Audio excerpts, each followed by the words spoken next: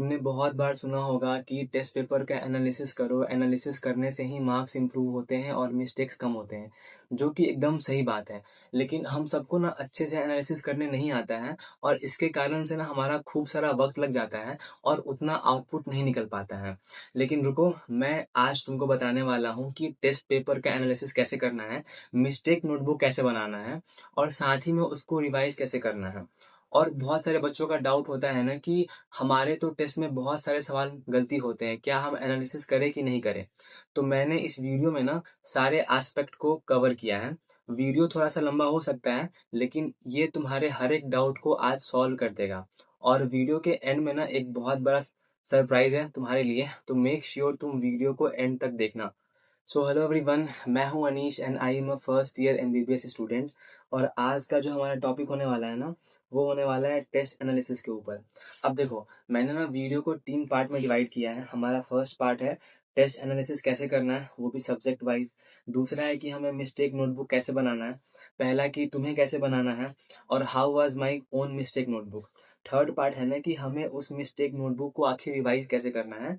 तो तुम देखना पूरा वीडियो, तुम्हें ये बहुत हेल्प करने वाला है, ट्रस्ट मी। देखो, अब बहुत सारे बच्चे क्या करते हैं ना कि वो टेस्ट को अवॉइड करते हैं कि मेरा तो सिलेबस कंप्लीट ही नहीं हुआ।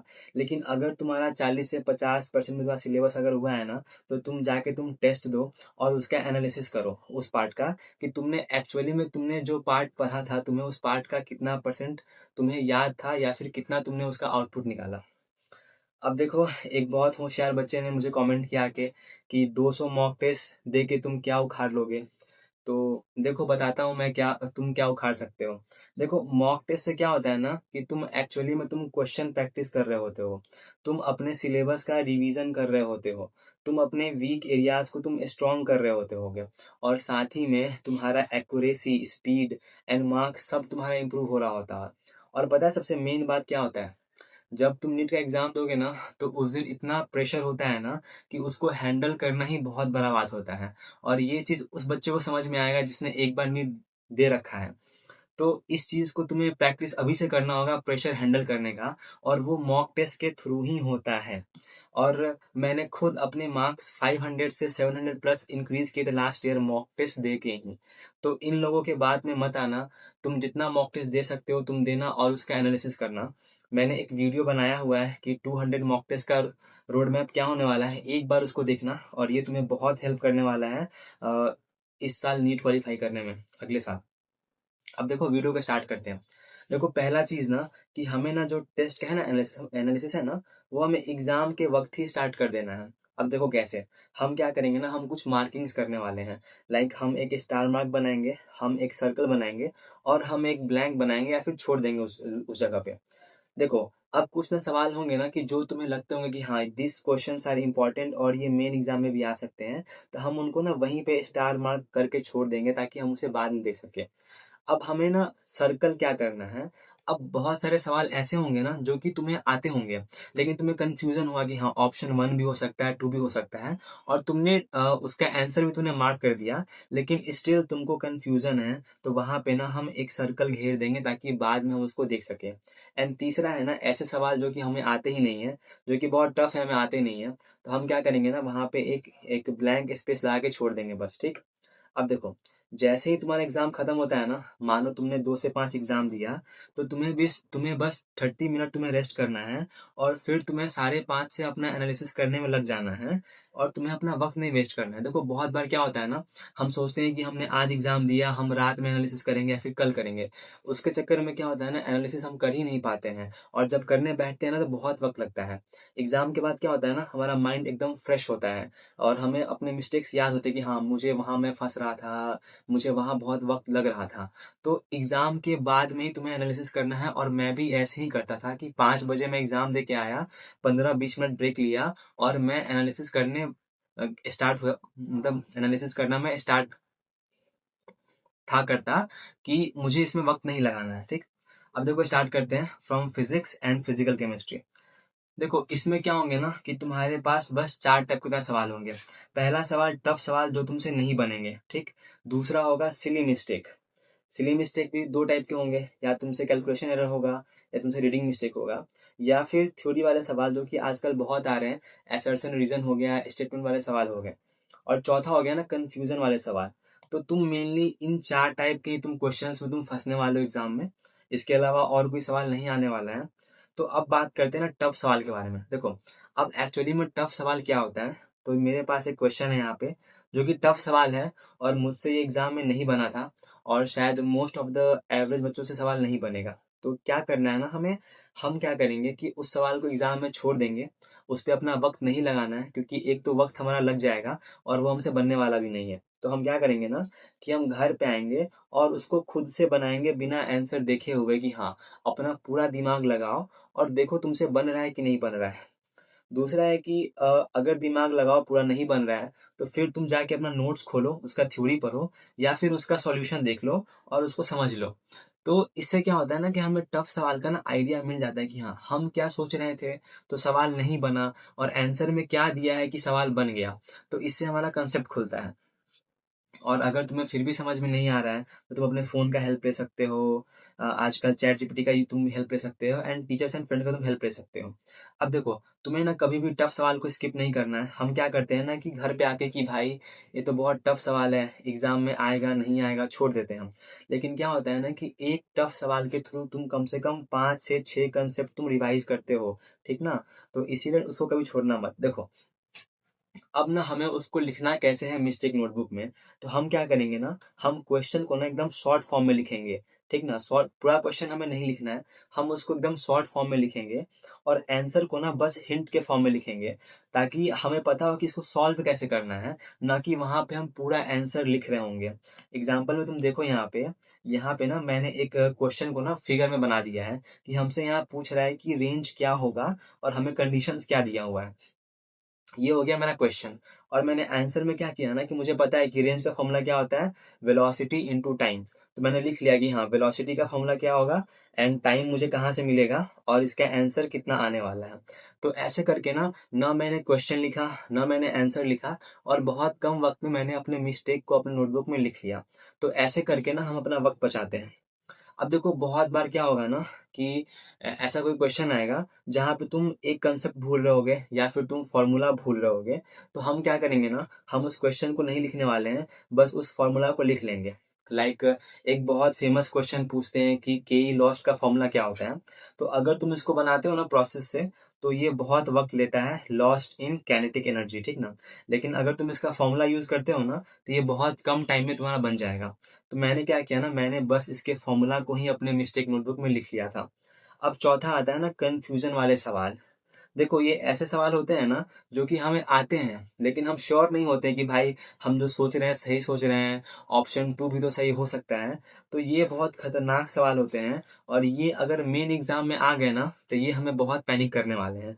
तो इसके लिए क्या है ना, वैसे सवाल का तुम नोट्स पे जाओ और तुम उसको अच्छे से समझ लो कि तुम्हें कंफ्यूजन क्यों हो रहा था, और उसको उसी वक्त क्लियर कर लो, कि ताकि तुम्हें उसके बाद कभी भी कंफ्यूजन नहीं हो। और अगर तुम्हें फिर भी समझ नहीं आ रहा है, तो तुम उस टॉपिक का ना एक शॉर्ट वीडियो तुम जाके देख लो, ताकि वो कंफ्यूजन खत्म ही हो जाना चाहिए उसी वक्त। पांचवा हमारा आता है ना सिली मिस्टेक। देखो, अब सिली मिस्टेक क्या होता है ना, हमें बहुत हर्ट करता है, क्योंकि जब हमारे आता हुआ सवाल गलती होता है ना, तो बहुत मतलब बुरा लगता है कि मेरा 4 मार्क्स नहीं 5 मार्क्स मेरा चला गया। तो दो टाइप के मेनली सिली मिस्टेक होते हैं फिजिक्स के अंदर और फिजिकल में। एक होता है कैलकुलेशन एरर, जो कि बहुत लोग कर देते हैं, और शिट यार, मैंने 2 को 5 मान लिया, मैंने क्या कर दिया। तो इसका पता है सॉल्यूशन क्या है, तुम ना क्वेश्चन के बगल में ही उसको सॉल्व करो, और उसको वापस 10 से 15 सेकंड में उसको रीचेक कर लो। अब मैं दिखाता हूँ कि तुम्हें कैसे करना है, और तुम्हें इसका हैबिट बिल्ड करना है। अब देखो, यहाँ पर एक सवाल है, तो मैंने क्या किया ना कि मैंने यहाँ साइड में ही उसका सॉल्यूशन लिख लिया यहाँ पे, ताकि मैं इसके बाद 10 से 15 सेकंड में उसको रीचेक भी कर सकूं, और मेरा आंसर गलत ना, ठीक ना। तो तुम्हें भी हर सवाल में साइड में सॉल्व करने का हैबिट बिल्ड करना होगा। अब चौथा आता है रीडिंग मिस्टेक, नहीं, अब दूसरा है रीडिंग मिस्टेक। तो पता है इसका सॉल्यूशन क्या है, देखो यहाँ हम क्या किए हैं, हम ना सब जगह अंडरलाइन कर लिए हैं कि यहाँ रेशियो का वैल्यू क्या दिया हुआ है, हमसे यहाँ पे पूछ क्या रहा है, यहाँ पे स्पीड क्या क्या दिया है। तो अंडरलाइन से क्या होता है ना कि हमसे रीडिंग मिस्टेक नहीं होता है। तो ये दो चीज को तुम अपने हैबिट में डाल दो, तुम्हारा सिली मिस्टेक ऑटोमेटिकली कम हो जाएगा। अब देखो, फिजिक्स में ना आजकल थ्योरी वाले सवाल बहुत आ रहे हैं। एक बहुत ट्रेंड बन गया है थ्योरी वाले सवाल आने का, तुम इसको स्किप नहीं कर सकते हो। अब पता है इसमें पता है मेन खास बात क्या है, कि वो सवाल ना एनसीईआरटी के लाइन से आते हैं, या फिर वो समरी से आते हैं, फिर पॉइंट्स टू पॉन्डर से आते हैं। ऐसा कुछ नहीं है कि वो बहुत बाहर से पूछ देते हैं जो शायद तुमको कभी आता ही नहीं होगा। तो हमें क्या करना है ना, लाइक तुम एक सवाल देखो, मैं तुम्हें दिखाता हूँ। ये एक फिजिक्स का असर्शन रीजन है जो कि हमसे गलती हो गया था। तो हमें क्या करना है ना, इसको तो अपने मिस्टेक नोटबुक में लिखना ही लिखना है, इसको हम स्किप नहीं कर सकते हैं। हाँ, तुम भले ही अपने सिली मिस्टेक को तुम छोड़ सकते हो, क्योंकि तुम्हें पता है कि तुमने वहां पे क्या गलती किया था। तो उसको हम लिख के अपना टाइम वेस्ट नहीं करने वाले हैं। लेकिन थ्योरेटिकल सवाल हमें लिखना ही लिखना है। अब उसके लिए क्या करना है, मानो तुमसे कोई टॉपिक का सवाल गलती हो गया, तो तुम एनसीईआरटी में जाओ और तुम्हें उसका थ्योरी पढ़ना है। और सिर्फ उसका ही थ्योरी नहीं, उसके आसपास के भी टॉपिक्स का थ्योरी पढ़ना है, ताकि अगर वहां से भी सवाल फ्रेम हो ना, तो तुमसे वो सवाल गलती ना हो। और हमें क्या करना है ना, अपने मिस्टेक नोटबुक में ना उन सारे इंपॉर्टेंट लाइंस को लिख लेना है जो कि अपने आप में पोटेंशियल थ्योरी वाले सवाल है। अब मैं तुम्हें एक बहुत अच्छा एग्जांपल दिखाने वाला हूँ। अब देखो यहाँ पे, ये ना क्वेश्चन मेरे एग्जाम में आया था, ठीक ना। तो यहाँ का ना ऑप्शन 1 2 3 तीनों सही ऑप्शन है, और तीनों ना अपने आप में एक पोटेंशियल क्वेश्चन है, और यहाँ से ये क्वेश्चन फ्रेम हो सकता है। तो मैंने क्या किया ना, कि अपने मिस्टेक नोटबुक में ना मैंने इन सारे लाइंस को मेंशन कर लिया स्टार मार्क में, कि हाँ, ये इंपॉर्टेंट सवाल है और इसके तीनों ऑप्शन एज अ क्वेश्चन बन सकते हैं। तो हम इसको मेंशन कर लिए ताकि इस लाइंस को हम बार बार पढ़ के याद कर सके। सिमिलरली देखो, एक और असर्शन आया था मेरे क्वेश्चन में, तो मैंने भी उसको लिख लिया कि हाँ, both are correct and reason is the correct explanation. तो ऐसे हमें करना है ना, कि हमें अपने मिस्टेक नोटबुक में सारे थ्योरेटिकल सवाल को कम से कम लाइन में लिख के मेंशन कर लेना है, ताकि हमारे सारे थ्योरी वाले सवाल वहीं पे मतलब ऑलमोस्ट कवर हो जाए, हमें एक्स्ट्रा बाहर से पढ़ने का कोई नीड नहीं पड़े। और एक और चीज देखो, तुम्हें ना कम से कम समरी और पॉइंट्स टू पॉन्डर तो एकदम से पढ़ ही लो। ये बहुत आसान दिए हुए हैं और तुम्हें बहुत कम वक्त लगेगा। और इसमें पता है श्योरिटी क्या होता है, कि इसके बाद तुम्हारे ना थ्योरी वाले सवाल बहुत कम गलती होंगे, क्योंकि 99% चांस है कि थ्योरेटिकल सवाल तुम्हारे समरी या फिर पॉइंट्स टू पॉन्डर से ही आने वाले हैं। अब देखो एक बहुत खास बात, कि फिजिक्स और फिजिकल में क्या है ना, कि तुम्हें टाइम लगेगा, क्योंकि यहाँ पे एक्चुअली में टफ सवाल आने का आजकल ट्रेंड बन गया है, तो तुम्हें यहाँ वक्त लगेगा। तो तुम क्या कर सकते हो ना, कि अगर तुम चाहते हो कि तुम्हें वक्त कम लगे, जो कि मैं खुद करता था, तो तुम ना अपना एक फ्रेंड का ग्रुप बनाओ 2 3 लोग का, और तुम ना उनके साथ मिलके एनालिसिस करो पेपर का। तो तुम्हें बहुत कम वक्त लगता है, क्योंकि जो सवाल शायद तुम्हें नहीं आता हो, तुम्हारे दोस्त को आता हो, जो उसको नहीं आता हो वो तुम्हें आता हो, तो इससे वक्त बहुत कम लगता है। अगर 2 3 दोस्त नहीं है, तो कम से कम एक दोस्त के साथ भी अगर तुम एनालिसिस करते हो ना, तो तुम्हारा बहुत कम टाइम में तुम्हारा एनालिसिस हो जाएगा। पता है, हम ना अपने 4 5 दोस्त का ना एक ग्रुप बनाए थे, कि हम 5 बजे टेस्ट दे के आएंगे, 15 20 मिनट अपन टाइम पास करेंगे, और 5:30 से ना चारों लोग बैठ के ना आपस में पेपर का एनालिसिस करेंगे। तो उससे पता है क्या होता था, कि हम लोग आधे घंटे में ही ना पूरे पेपर का हम लोग को डाउट हो गया, आपस में ही डाउट सॉल्व हो गया। जो हमको नहीं आ रहा है उसको आ रहा है, जो उसको नहीं आ रहा है किसी और को आ रहा है। तो ये चीज तुम करके देखना, बहुत तुमको हेल्प करेगा। चौथा है कि अगर तुम्हारे पास दोस्त नहीं है, तुम घर पे अकेले पढ़ते हो, तो बहुत सारे ऐप हैं, लाइक डाउटनट हो गया, टॉपर हो गया, और चैट जीपीटी हो गया, जहाँ पे तुमको ऑलमोस्ट हर एक सवाल का तुमको आंसर मिल ही जाएगा, तुम उसको यूज कर सकते हो। या फिर तुम ना कोई व्हाट्सएप का डाउट ग्रुप ज्वाइन कर सकते हो, जहाँ तुम अपना डाउट पूछ सकते हो। या फिर मेरा खुद का भी doctor Anees RX chat group है, जहाँ तुम अपना डाउट्स भेज सकते हो, और बच्चे वहाँ पे एक दूसरे का डाउट भी सॉल्व करते हैं, तो तुम्हें वहां से हेल्प मिल सकता है। तो ये ना तुम्हारा हो गया फिजिक्स के बारे में और फिजिकल के बारे में, जो कि शायद बहुत टफ होता है एनालिसिस करना। ऑर्गेनिक और बायो में क्या है ना, कि mainly that is NCERT oriented, तो वो थोड़ा सा आसान हो जाता है। देखो, अब बात करते हैं ना अपन ऑर्गेनिक और इनऑर्गेनिक के बारे में। तो हम जब भी इसका एनालिसिस करने वाले होंगे ना, हम साथ में ना अपना एनसीईआरटी और नोट्स साथ में लेके बैठने वाले हैं, क्योंकि वहां पे सवाल एनसीईआरटी से ही आएंगे और नीट में भी सवाल एनसीईआरटी से ही आने वाले हैं। और देखो, हमसे जो भी सवाल गलती होगा ना, हम उसका नोट्स खोलेंगे और उसका एनसीईआरटी खोलेंगे, और उसी वक्त हमको उस टॉपिक को पढ़ के समझ लेना है, ताकि वापस हमसे सवाल गलती नहीं हो वहां से। और हमें ना उसके साइड के टॉपिक्स को भी साथ में पढ़ लेना है। और इम्पोर्टेंट चीज कि अगर तुमने कोई लाइन से सवाल गलती किया ना एनसीईआरटी का, तुमको ना उसको वहीं पर तुमको हाईलाइट करना है, चाहे वो एनसीईआरटी में हो चाहे वो तुम्हारे नोट्स में हो। अब देखो, तुम्हें क्या करना है ना, तुम्हें अपने टेस्ट पेपर से ना इम्पोर्टेंट डाटा और ट्रेंड्स को तुम्हें निकालना है। लाइक मैं तुम्हें एग्जांपल दे रहा हूँ, देखो। अब देखो, मेरे टेस्ट में क्वेश्चन आया था कि ईए का ऑर्डर क्या होता है फॉर ग्रुप 17, 15, 16। तो मैंने क्या किया ना, उन तीनों को लिख ही लिया एक साथ कि हाँ, तीनों का ऑर्डर ये होता है। और मैंने इसको लिख लिया कि हाँ, कल को किसी एक पूछ देंगे ना कि बताओ जो तुम्हारा हेलोजन ग्रुप है उसका ईए का ऑर्डर क्या है, तो हम तो सबका लिखे हुए हैं, तो हमको पता होगा, तो हमको पता होगा कि हाँ, हेलोजन फैमिली का क्या होता है, तो हम यहाँ से उसके आंसर कर सकते हैं। सिमिलरली डाइपोल मूवमेंट का ऑर्डर क्या होता है, ये तुम्हारे एनसीईआरटी में दिया हुआ है, टेबल बना के दिया हुआ है एनसीईआरटी में, तो मैंने उसे वहां से लिख लिया था। तो तुम देखो यहाँ से, मैंने यहाँ ना 10 क्वेश्चन इस एक क्वेश्चन से यहाँ फ्रेम हो सकते हैं। तो मैंने ना उन सारे डाटा और ट्रेंड्स को ना यहाँ पे एक ही जगह लिख लिया। तो तुम भी ना ऐसे, जो भी तुम्हें मिलता है ना, डाटा हो गया, मेल्टिंग पॉइंट का ऑर्डर हो गया, बॉइलिंग पॉइंट का ऑर्डर हो गया, कुछ एक्सेप्शन हो गया, तो तुमको उस सबको अपने मिस्टेक नोटबुक में तुमको लिख लेना है, ताकि तुम वहां से तुम उसको बार बार रिवाइज कर सको। देखो मैंने यहाँ लिखा भी है, collect all such important data in your mistake notebook. अब देखो तुम्हें ना मतलब सॉल्यूशन बुकलेट मिलता है तुम्हें एग्जाम के बाद, तो तुम उसका भी हेल्प ले सकते हो देखने के लिए कि हाँ, ये एनसीईआरटी कौन से पेज में दिया हुआ है, इसका एक्चुअली में आंसर क्या है, और जो एग्जामिनर ने क्या सोच के इसको सॉल्व किया है, तो तुम उसको भी यूज कर सकते हो। अब तुम यहाँ पे एक और चीज देखो, जैसे कि ये एक सवाल है।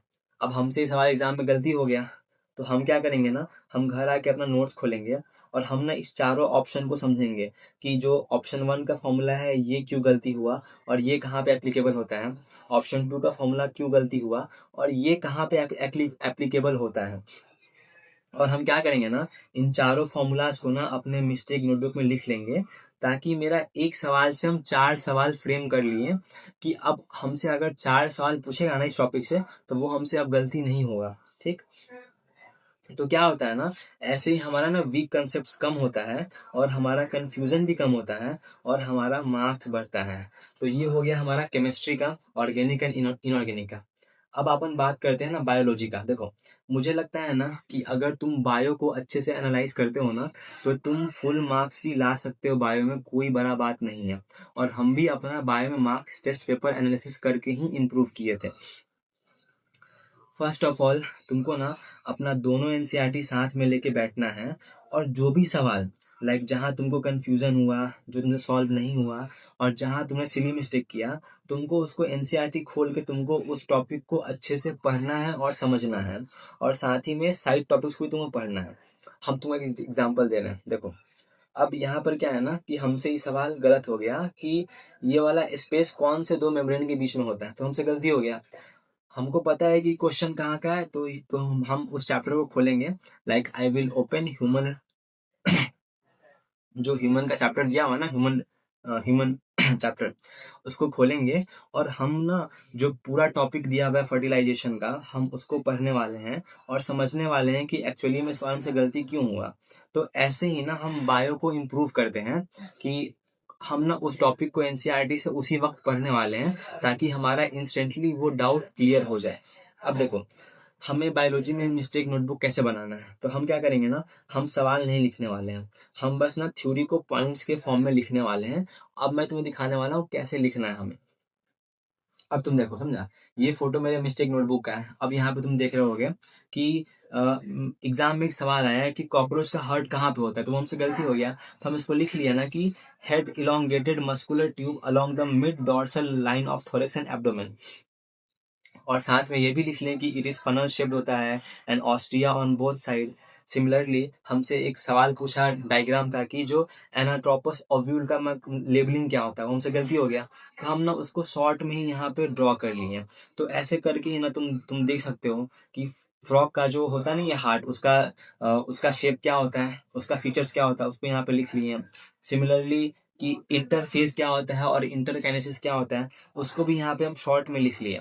तो ऐसे करते करते ना टेस्ट पेपर के थ्रू ना अपना हर एक वीक बायोलॉजी के ना कंसेप्ट को हम निकालते गए, और उसको ना पॉइंट के फॉर्म में अपने पेपर में लिखते गए।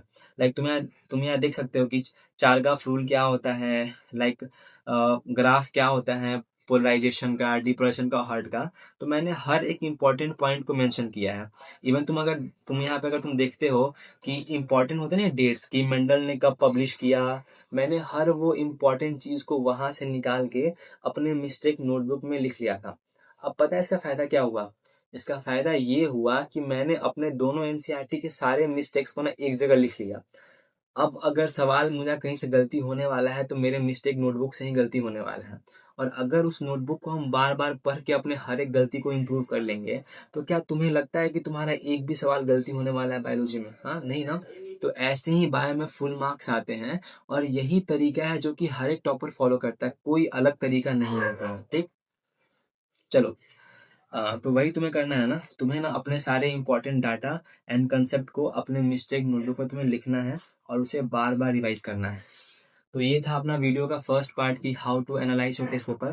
देखो अब ना हम वीडियो के सेकंड पार्ट पे आते हैं कि हमें मिस्टेक नोटबुक आखिर क्यों बनाना है, why we have to make this. देखो क्या होता है ना कि हम ना बार बार अपने मॉक टेस्ट को रिवाइज नहीं कर सकते हैं, क्योंकि बहुत बड़ा बंडल बन जाता है उसका, ठीक ना, और ये प्रैक्टिकल भी नहीं है। तो हम ना अपने एक कॉपी में ही ना सारे मिस्टेक्स को लिख लेते हैं ताकि उसे बार बार रिवाइज कर सके हम। तो इसीलिए हम कॉपी बनाते हैं। अब बनाना कैसे है, तो हम क्या करेंगे ना, पहले उस टेस्ट का नाम लिखने वाले हैं, कौन सा हमें टेस्ट दिया, लाइक AITS दिया हमने, कुछ भी दिया है एग्जाम्पल में। मैंने यहाँ पे टेस्ट का नाम लिख दिया कि नीट फेज 1 2016, ठीक ना, वो करना है। और उसके बाद तुम्हें सब्जेक्ट वाइज तुम्हें वहां पे सारे तुम्हें क्वेश्चंस और उसके आंसर को लिखना है। लाइक पहले तुम जो भी लिखते हो, लाइक पहले मेरा सीक्वेंस था कि पहले मैं सॉल्व करता था physics, then I move to, उसके बाद मैं केमिस्ट्री सॉल्व करता था, एंड उसके बाद में फिर बायो सॉल्व किया करता था, ठीक ना। तो तुम जैसे कि ये मेरा खुद का मिस्टेक नोटबुक है, तो तुम इसको देख सकते हो, ठीक ना। तो मैंने क्या किया, पहले अपने टेस्ट का नाम डाल दिया यहाँ पे, ठीक। फिर मैंने क्वेश्चंस लिखा, उसका आंसर लिखा यहाँ शॉर्ट फॉर्म में। सिमिलरली मैंने यहाँ पे क्वेश्चन लिखा और उसका यहाँ पे मैंने आंसर लिख दिया।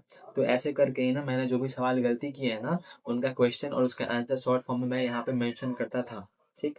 और केमिस्ट्री की तुम बात करते हो यहाँ पे, लाइक मानो कोई फैमिली है, ठीक ना, बोरोन फैमिली है। मुझे अगर उसका बॉइलिंग पॉइंट नहीं आया एग्जाम में, तो मैं यहाँ पे साइड में लिख लिया कि हाँ उसका मेल्टिंग पॉइंट क्या होने वाला है, उसका बॉइलिंग पॉइंट क्या होने वाला है। Same for the halogen family. तो ऐसे करके ना मैं सारे इंपॉर्टेंट डाटा और कंसेप्ट को ना अपने मिस्टेक नोटबुक में मेंशन किया करता था, ठीक। तो ये मेरा हो गया फिजिक्स एंड केमिस्ट्री का पार्ट हो गया मेरा, फिजिक्स एंड केमिस्ट्री, ठीक। बायो का मतलब मैं तुम्हें ऑलरेडी दिखा चुका हूँ कि मैं क्वेश्चन नहीं था लिखता, मैं बस सिंपली उसको पॉइंट के फॉर्म में वहां पे मेंशन किया करता था, ठीक ना। तो बायो में तुम्हें वैसे ही करना है, बस तुम अपने टेस्ट का यहाँ पे तुम नाम डाल दो, एंड नंबरिंग के फॉर्म में नंबर 1 पॉइंट, और तुमने जो भी सवाल गलती किए हैं तुमको यहाँ पे बस लिख देना है यहाँ पे, ठीक। तो ये हो गया। एंड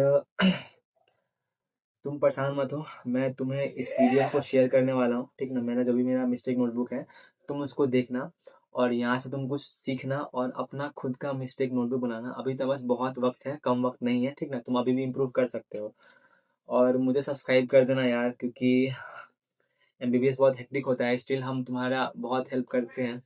तो मुझे मोटिवेशन के लिए बस तुम्हारा एक सब्सक्राइब चाहिए होता है, सब्सक्राइब कर दो। और मैं तुमसे ये PDF शेयर करने वाला हूँ अपने ग्रुप में, और उसका नाम है डॉक्टर अनीस RX, ठीक। अब ना बात करते हैं तुम्हारे लिए सरप्राइज के बारे में। तो वो जो सरप्राइज है उसका नाम है एस। देखो अब अगर तुमने वीडियो यहाँ तक देखा है, ठीक ना, तो इसका मतलब कि तुम सही में तुम सीरियस हो, क्योंकि इतना लंबा वीडियो कोई जल्दी देखता नहीं है। बट यू आर सीरियस, तो तुमने इसे देखा है, ठीक ना। और ऑनलाइन पढ़ने में क्या होता है ना कि ऑनलाइन या फिर सेल्फ स्टडी में ना हम ना कंसिस्टेंसी नहीं मेंटेन कर पाते हैं, और हम सही से नहीं पढ़ पाते हैं। लाइक अगर तुम मुझसे पूछते हो ना, तो मुझे 3 अटेम्प्ट लगे थे, क्योंकि मैंने बहुत सारे मिस्टेक किया। और मुझे लगता है कि अगर कोई मेरा बड़ा भाई या फिर मेरे फैमिली में अगर कोई डॉक्टर होता ना, तो वो मुझे ऑलरेडी गाइड करता कि हाँ तुम्हें ये गलती नहीं करना है, तो शायद मैं अपने पहले अटेम्प्ट में ही ना कुछ बहुत अच्छा ऑल इंडिया रैंक लेके आ सकता था। तो वो नहीं हो पाया। तो वही मेरा सपना था कि मैं ना कुछ सीरियस बच्चों को ना ऐसे हेल्प करने वाला हूँ, जो कि सही में चाहते हैं पढ़ना और नीट निकालना चाहते हैं, ठीक। और देखो ये कोई मेंटरशिप प्रोग्राम नहीं है, तो तुम परेशान मत होना कि the so called fake mentorship programme, ऐसा कुछ नहीं होने वाला है। देखो ये ना मेरा ड्रीम, ये मेरा एक ड्रीम प्रोजेक्ट है, और मैंने इसका नाम रखा है एस। देखो यहाँ हम करने क्या वाले हैं ना, हम पता क्या करेंगे, हम तुमको हेल्प करने वाले हैं सिलेबस कंप्लीट करने में। तुमको डेली, वीकली और मंथली तुमको टारगेट देंगे हम लोग। और तुम्हारा मॉक टेस्ट में मार्क्स कैसे इंक्रीज करना है, तुम्हें रिवीजन कैसे करना है, तुम्हारा डेली शेड्यूल क्या होगा, तुम्हारा जो फोन का एडिक्शन है जहाँ तुम टाइम पास करते हो उसको कम कैसे करना है, तुम्हारे पेपर को हम एनालाइज करने वाले हैं और तुमसे 1-to-1 इंटरेक्शन करने वाले हैं। और वो हर एक चीज करने वाले हैं जो तुम्हें एक मेडिकल कॉलेज में लेके जा सकता है। ठीक ना, ट्रस्ट मी। मेरे पास जो भी आज तक है ना एक्सपीरियंस, वो मैं सब तुम्हें देने वाला हूँ ताकि तुम एक गवर्नमेंट सीट अगले साल निकाल सको। ठीक ना। तो तुम्हें क्या करना है ना कि अगर तुम इसमें इंटरेस्टेड हो ना, तो तुम्हें नीचे एक गूगल फॉर्म का तुम्हें लिंक मिलेगा, तुम्हें उस फॉर्म को फिल करना है and I will contact you. और ट्रस्ट मी, हम तुम मिल के तुम्हारा सिलेक्शन करवाएंगे। सिलेक्शन ही नहीं, तुम्हें एक बहुत अच्छा ऑल इंडिया रैंक दिलाएंगे हम तुम। तो अगर तुम सीरियस हो, तुम जाओ उस फॉर्म को फिलअप कर दो याद से, and I will contact to you personally. ठीक। अब एक बहुत बड़ा सवाल कि हमने टेस्ट का एनालिसिस कर लिया, मिस्टेक नोटबुक बना भी लिया, अब हमें उसे रिवाइज कैसे करना है। देखो, तो कैसे करना है मैं बताने वाला हूँ। अब देखो, तो हम क्या करेंगे ना, हर दिन सुबह में एवरीडे मॉर्निंग में क्या करेंगे ना, 15 से 20 मिनट उसको रिवाइज करने वाले हैं। ठीक। और नाइट में ना बेड में जाने के बाद 15 से 20 मिनट रिवाइज करने वाले हैं। तो मिला जुला के हम बस सुबह का 15 मिनट और रात का 15 मिनट यानी आधा घंटा ही रिवाइज कर रहे हैं। और हमें ये चीज रोज करना है। और देखो, मोस्ट इम्पॉर्टेंट, मानो तुम्हारा एग्जाम है आज 2 से 5, जो कि हर जगह 2 से 5 ही एग्जाम होता है। तो तुम क्या करोगे ना, 1 PM to 2 PM तुम्हें अपना मिस्टेक नोटबुक रिवाइज करना है। तुम्हें कोई एनसीईआरटी नहीं पढ़ना है उस वक्त, तुम्हें अपना सिर्फ मिस्टेक नोटबुक में पढ़ना है उस वक्त। ठीक ना। और अगर कभी तुम्हारा पढ़ने का मन नहीं कर रहा हो, तो बस अपना मिस्टेक नोटबुक उठाओ और उसको एक बार तेज तेज पढ़ लो। ठीक ना। और तुम्हें क्या करना है ना कि इवन इन मिस्टेक नोटबुक तुम्हें ना इंपॉर्टेंट पॉइंट्स को हाईलाइट करना है। और तुम पता है एक और काम तुम कर सकते हो, मानो कोई चीज तुम इतना बार पढ़ चुके हो अपने कॉपी में कि तुमको याद हो गया है, तो तुम ना वहां पे क्रॉस मार देना वहां पे। ठीक ना, कि हाँ ये चीज तुम पढ़ चुके हो और तुम आगे आगे का चीज तुम पढ़ना। ठीक ना। और वहां तुम ना इंपॉर्टेंट चीज को हाईलाइट कर देना। अगर तुम बस इतना ही करते हो ना, रिवीजन मिसिंग नोटबुक को, तो ये बहुत इनफ है। ऐसा नहीं कि तुमको इसको रोज बैठ के पढ़ना है 3-4 घंटा। रोज का आधा घंटा से 1 घंटा भी इसके लिए बहुत मैक्सिमम है। ठीक। तो ये कर सकते हो। देखो, स्टार्टिंग में क्या होगा ना कि तुम्हें वक्त लगेगा। ठीक ना, तुम्हें 2 से 3 घंटा तुम्हें लगेगा यहाँ पे, और तुम्हें ज्यादा भी लग सकता है। लेकिन क्या होगा ना कि करते करते ना तुम्हारा एक हैबिट बिल्ड हो जाएगा, तुम्हारे अंदर ना एक स्पीड आ जाएगा। और फिर तुम उसको सिर्फ 1 से 1.5 घंटा में तुम उसको कर पाओगे, अपना पूरा एनालिसिस कर पाओगे यहाँ पे। ठीक ना। तो अपने मिस्टेक नोटबुक को रिवाइज करो, मिस्टेक्स को कम करो और अपने मार्क्स बढ़ाओ। यही एक फॉर्मूला है टेस्ट को में मार्क्स बढ़ाने का और नीट निकालने का। और कोई स्ट्रेटजी और कोई फॉर्मूला नहीं काम करता है, यही एक सिंपल सा फॉर्मूला है। और देखो, बहुत मुश्किल होता है क्योंकि हम एक हॉस्टल में रहते हैं और यहाँ बहुत मुश्किल से वीडियो बना पाते हैं। लेकिन मुझे लगता है कि हाँ, तुम्हारे पास बहुत कम वक्त है, तो इसीलिए हम वीडियो जो भी हमसे हो पाता है उतना हम कर देते हैं। तो तुम्हारा एक सब्सक्राइब में बहुत मोटिवेट करता है। तो प्लीज़ मुझे सब्सक्राइब कर देना। और तुम जो फॉर्म दिया है ना, उसको तुम फिल करना, और मैं तुमसे कांटेक्ट करने वाला हूँ उसके through. And thanks for watching, thank you so much, तुमने इतना बड़ा वीडियो देखा। और मेरी बातों को तुम इम्प्लीमेंट करना, तुम्हें बहुत फायदा होने वाला है। Again thanks for watching.